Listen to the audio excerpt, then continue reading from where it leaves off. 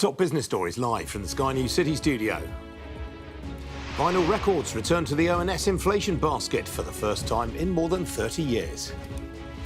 Social media platform Reddit says it's targeting a valuation of up to $6.4 billion when it floats on the New York Stock Exchange later this year. Plus, recruitment activity across the UK continues to weaken, with starting salary inflation at its slowest rate in nearly 3 years.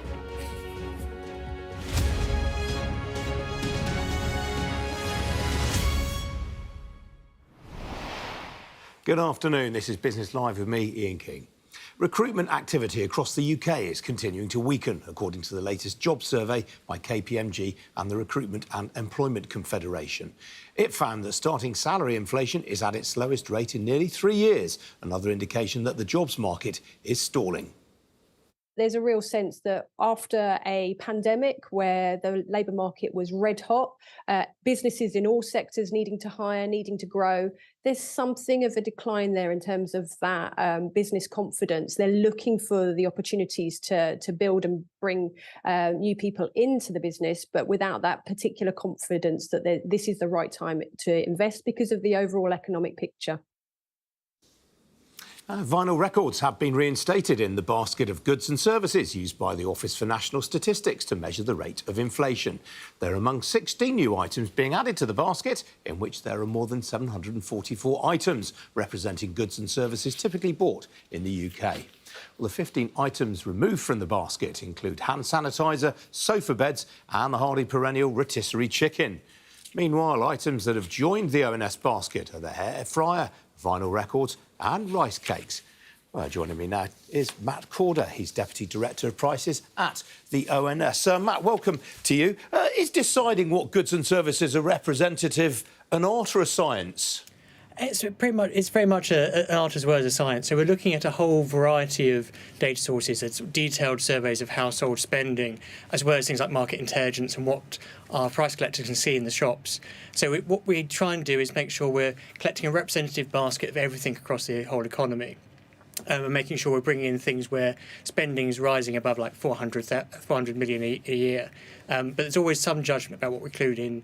For example, draft stout we took out of the basket, not because it's being bought less, but because we need to make space for new items. And the price of those things is moving in line with draft bitters. So we feel like we've got enough coverage in that bit of the basket. Right. Well, I mean, that was one thing I was going to ask you. I mean, Guinness has literally, in the last couple of weeks, just been named as Britain's best-selling beer in pubs. It seems a strange time to be dropping it from the basket. Yeah, so it's very important when we're thinking about what goes in the basket. It's not just how much is spent on it. It's also how much is it sort of similar to other items in the basket. And that's one of the reasons why the draft stout fell out. Whereas, for example, we've got a lot more other aspects of food because the price movements in those different items can be very different. That's why we need more detail in those areas. What about the weighting of individual categories within the basket, like food and drink, like transport? Do those change much from year to year? Yes, so today, alongside announcing the sort of new basket items, we've also updated the weights for the basket of items to account for changes in spending patterns. So one of the things we've seen in recent years is that spending on energy has picked up a lot given the sort of rising price of gas and electricity. But in the latest data, because of the falls in energy price we've seen from the peak last year, those numbers have now come down a bit, so that there's a bit more space in the basket for some of the other items. How closely would you look, for example, at till roll data when you're trying to assess which candidates are potentially vying for entry into the basket? So at the moment, it's very much based on household surveys and sort of broader market intelligence. But you're right that one of the things we're looking to do in the coming year is bringing in more of the sort of scanner data from the big supermarkets. So currently we collect around 30,000 prices from the big supermarkets every month for various items. And next year we're looking to bring in the scanner data, which will give us like 30 million items every month. So that will also feed into some of the broader discussions about what sort of items should be in the basket. It must be a very difficult debate for you at times because, I mean, I know, for example, today there are various categories of car that have dropped in and dropped out of the basket, and yet that's a purchase that a household might typically make once every 3 to 5 years, whereas something like milk or bread or eggs, they're buying several times a week in some cases. Yeah, so it's always one of these challenges, because some people will look at the items in the basket and think, I don't buy that. And it's that thing of, yes, you probably don't buy that regularly in 1 year, but across the whole economy, lots of people are picking these things up. Again, with the used cars, it's one of those areas where this coming month we're bringing in extra data from Auto Trader. So we're going from having 105 used car prices every month to like 300,000, which gives us a much better idea of what sort of products are being traded. You touch on a very good point there, because, essentially something that people really don't often get is that everyone's individual inflation rate is different. Yours will be different from mine, and so on and so forth. Yes, obviously, we're trying to capture spending across the economy as a whole. So no one's going to have the precise basket of goods that we've got in our virtual basket, but we're trying to make sure we're picking up that broad spending, so it's picking up the whole economy. But people do have the ability, if they want to go online, to look at our personal inflation calculator, where they can put in their spending on different items and get something much more tailored to how they spend their money. Now, what about this choice to reintroduce vinyl to the basket? Because vinyl. Oh, I've lost the sound. Taylor Swift. Sorry there, I just lost the sound for a second. Sorry, on the issue of vinyl in particular, a lot of people say that the revival in vinyl this year in particular is down to strong sales of Taylor Swift's record. Is this just a sort of one-off? Well, the pickup in vinyl has been pretty consistent for well over a decade now. So, sales are much less than sales for streaming, which is the predominant way people consume their music these days. But it's certainly picked up a lot over the past few decades. So we don't think this is a one-off thing. We think very hard about putting something back into the basket. It's quite an unusual thing we do. Yeah, worth pointing out the CDs remain in the basket, and CDs still outsell vinyl quite considerably. Yes, yeah. So there's about 6 million in sales of vinyl, I think, last year, and about 10, 11 million of CDs. But we have one of the things we took out of the basket last year was some of the CD sales in stores, because some of those, it certainly has been a decline in CD sales over the past few years. Now, one interesting line in the report today, you say that you considered adding electric car charging at public sites for the basket, but decided against it this year. Why was that? So we're always trying to make sure we're keeping up with sort of trends and making sure it's representative of overall spending. And we look closely at electric car charging, and it's one of those areas where it's grown quite quickly over recent years, but it doesn't quite meet our threshold, because, as I said earlier, we're trying to get to spending around sort of £400 million is sort of the sort of cut-off for sort of getting into the basket. It's not quite there yet, but I definitely think that's going to be one of the things for in future years, alongside sort of used hybrid electric vehicles, which are also not yet in the basket, but again, it's something we're looking at very closely. OK, Matt, got to leave it there. Appreciate you joining me today. Thank you. Thanks. Some other business news stories for you now. And the social media platform Reddit said today it will be targeting a valuation of up to $6.4 billion when it floats on the New York Stock Exchange later this year. That is less than the $10 billion at which it was valued in its most recent funding round in August 2021. Reddit, which launched in 2005, is looking to raise up to $748 million in what is expected to be one of the biggest IPOs this year. The company also revealed that at the end of 2023, it had 73.1 million daily active users. That's defined as people who use the platform at least once a day. Shares of Currys have fallen by as much as 9% today after the activist investor Elliott said it would not be making an offer for the UK's biggest electrical goods retailer. Elliott, which first made an approach to Currys last month and improved its terms last week to £756 million, said it was not in an informed position to make an improved offer for Currys on the basis of the public information available to it. It said that it had made multiple attempts to engage with the Currys board, all of which were rejected. And Donald Trump today warned against a US ban on the Chinese-owned social media app TikTok and said such a move would only benefit Facebook, which he described as an enemy of the people. Speaking to our sister channel, CNBC, the former US president said there's a lot of good and there's a lot of bad with TikTok, while acknowledging the latter was a security risk due to its Chinese ownership. Mr. Trump added, if you ban TikTok, Facebook and others, but mostly Facebook, will be a big beneficiary. I think Facebook has been very bad for our country, especially when it comes to elections. Now, the all-electric courier firm Packfleet has raised $10 million in a funding round backed by some of the biggest names in venture capital in the United States. Among investors backing the firm, whose customers include the meat supplier Field and Flour and the wine merchants Lay and Wheeler, with a VC giant General Catalyst. The company claims to be more reliable than its rivals, with a parcel failure rate of just 0.07%. Well, joining me now is Tristan Thomas. He's Packfleet's founder and chief executive. Tristan, welcome to you. You haven't disclosed the valuation. Give me a clue. No, we haven't disclosed the valuation, but I think General Catalyst and Voyager, another large climate fund coming on board, is a great signifier of where we're going and their support for us. So that's the main thing for us as we go forward. I mean, General Catalyst, I think, backed you at the seed stage. They've increased their have they increased their shareholding, their share of the business? Yeah, General Catalyst has been with us right since the beginning when we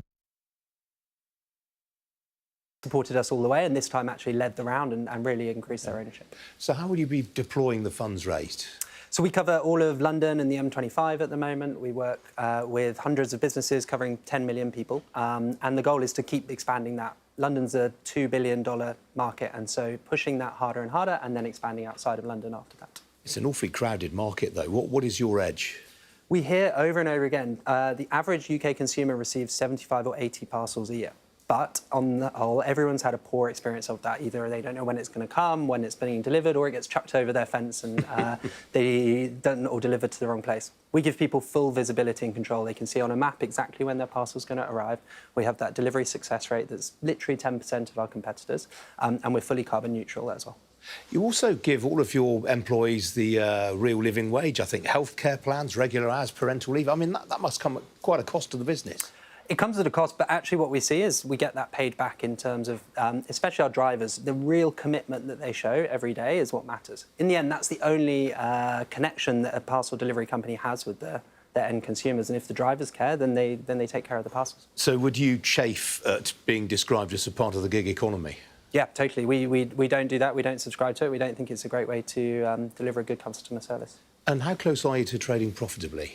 We're still some way off. That's why we're VC-backed and continuing to grow and really focused on that. But today's market means that you have to think about profitability, and it's not growth at all costs anymore, and we're conscious of that just as much as anyone. Now, one of the interesting things about your business is that you've got your own proprietary routing technology. Why did you see the need to develop your own? We see ourselves as a technology business first and a sort of logistics business second. And to deliver that customer experience, to show people exactly when your order's going to arrive, to give merchants control over what's happening, you need to build it from the ground up. Most of our competitors are built on technology that's decades old, and that gives us a huge advantage over them today. But when you say it gives you a huge advantage, you mean in terms of the efficiency of routing? Yeah, routing. We have hundreds of drivers out on the road every single day. We take into account traffic, weather, previous deliveries, all of that sort of thing. And then for the end consumer as well, to say, how do you show an Uber-like map or a Deliveroo-like map for your parcel? So you can genuinely prove that this shaves time off the time to deliver an item? Yep, it saves like many double-digit percentages of time to deliver, which drives efficiency, and up to the minute ETA. So you can say, OK, I know my parcel's coming in the next 3 minutes. OK, and is this is called Pathfinder, the technology. Is this something that you'll license out to other people in due course? Potentially in the future. Right now, it's the thing that gives us our edge, I guess, the special sauce. But as we continue to expand, we want to figure out ways to expand more efficiently outside of London and into other countries in future. So who do you regard as your prime competitor? Well, all of the big delivery companies, Every, DPD, Royal Mail, that's who we switch most of our business from small, medium and large merchants who are just unhappy with what they're getting. And what's the typical size of a delivery order? In terms of sort of dimensions, it's anything that fits in a cardboard box. That's the beauty of it. So all the way up from this size up to, we deliver subscription toilet paper. You get 48 rolls through your door. Wow. And typically, I mean, you are London and South East only. I mean, will you go further afield in due course? Yeah, definitely. We started in London. It's obviously the biggest market and sort of from an affluency perspective as well. But all of the big UK cities and then into Europe is the plan. OK. Got to leave it there, I'm afraid. Tristan, good to see you this afternoon. Thank you. Still to come here on Business Live, we'll have a look at how the markets have done this afternoon. Don't go away.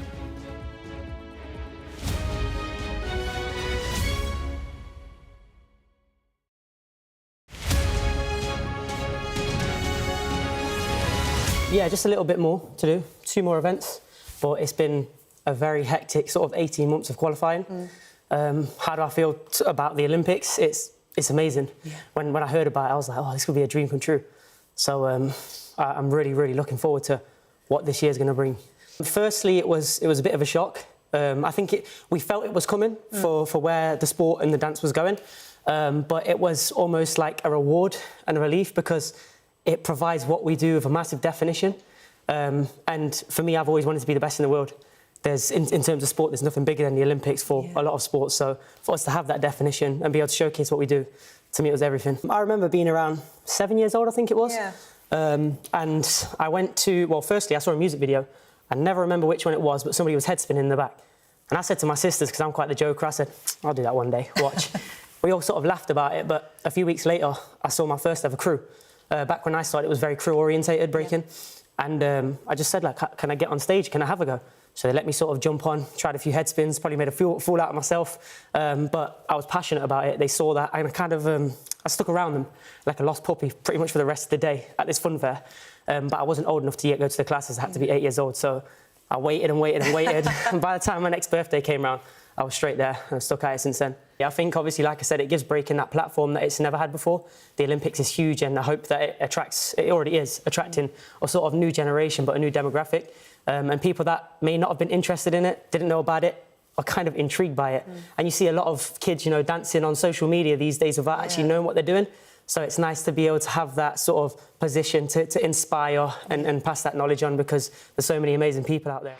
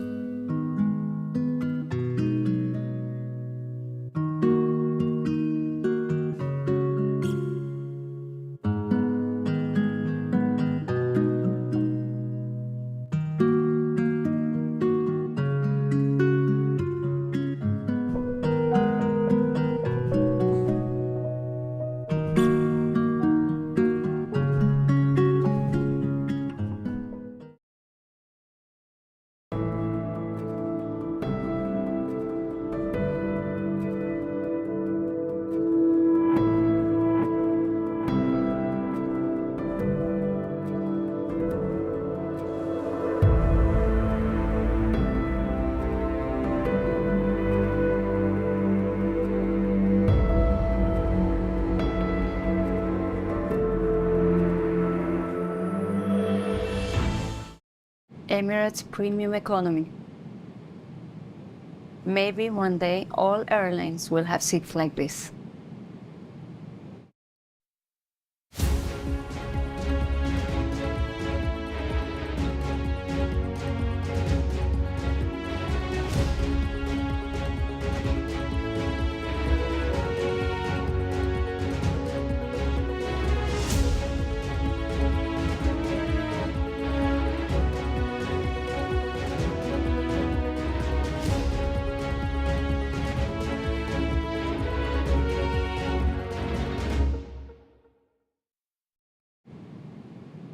Fly Emirates, fly better.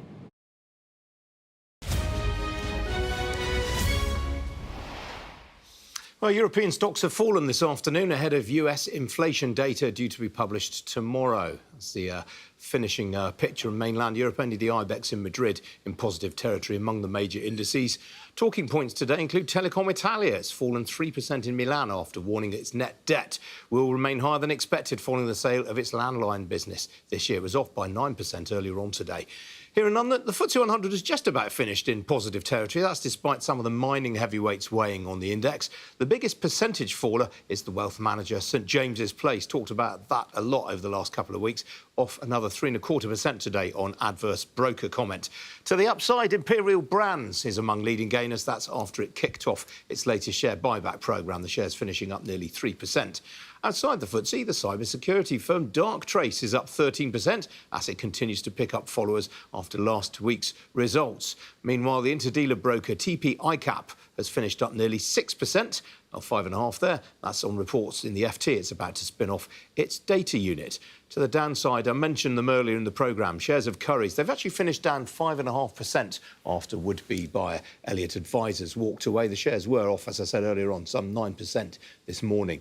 Elsewhere, the subprime lender Vanquis Bank, older viewers might recall that used to be called Provident Financial. It's fallen 46% today, following a profits warning and announcing a cut to the dividend.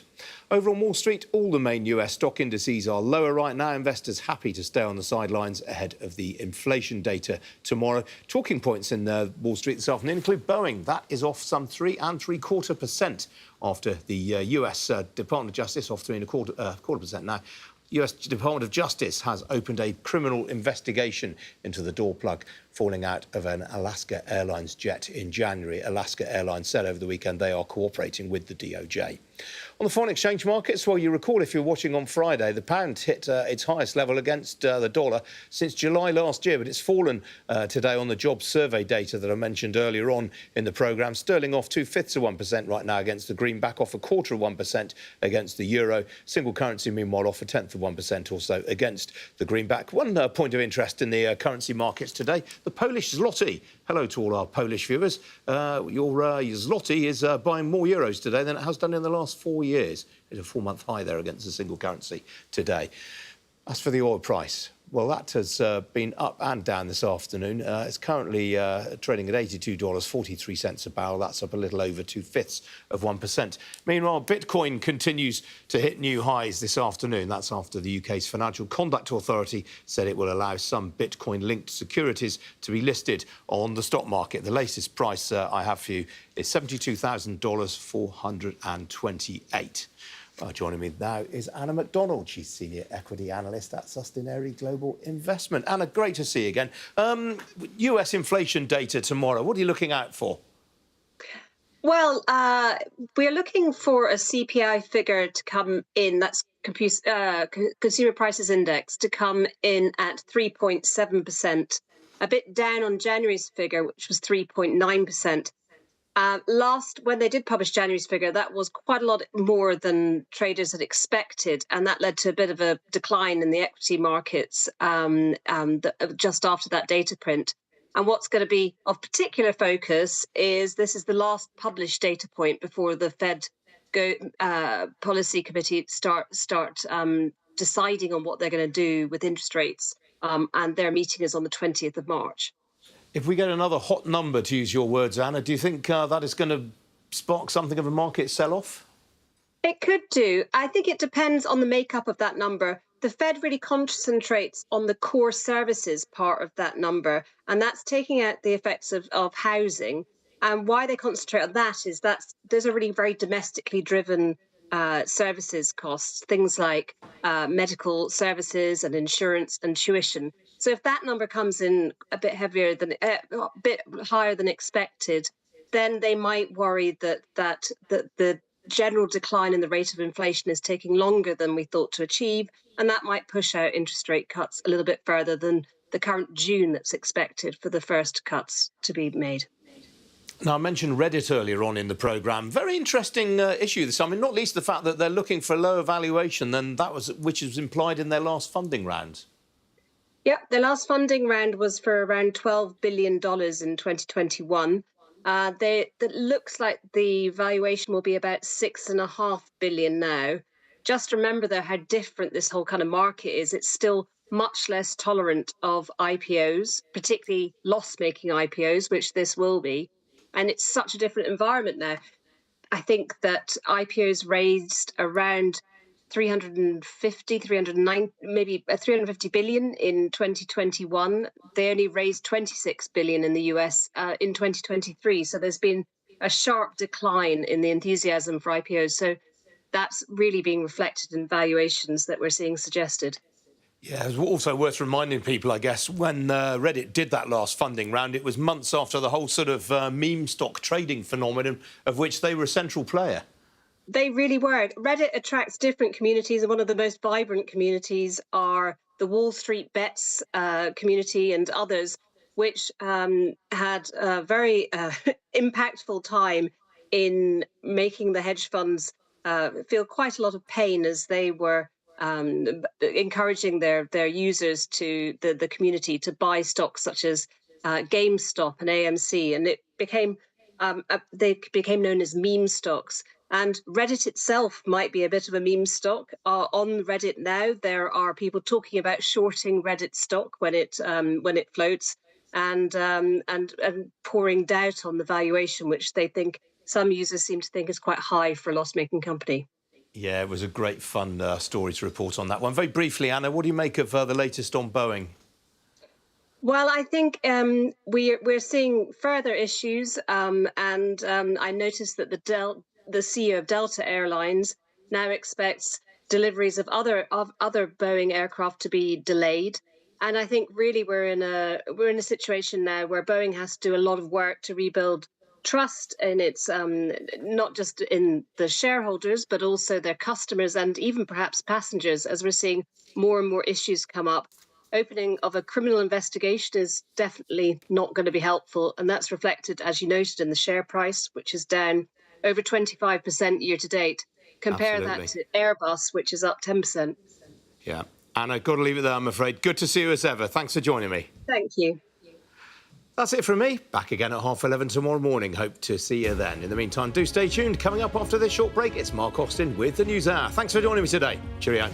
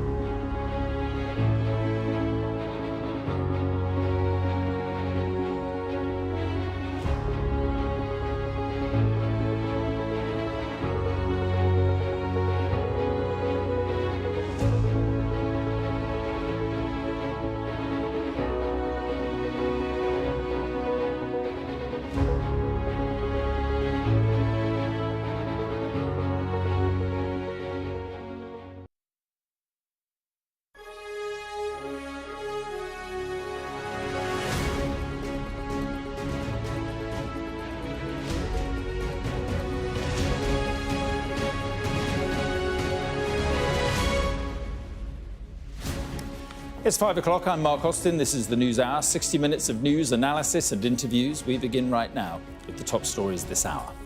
How a photo designed to reassure the country has become a question of credibility for the royal family. Today, an apology from the Princess and an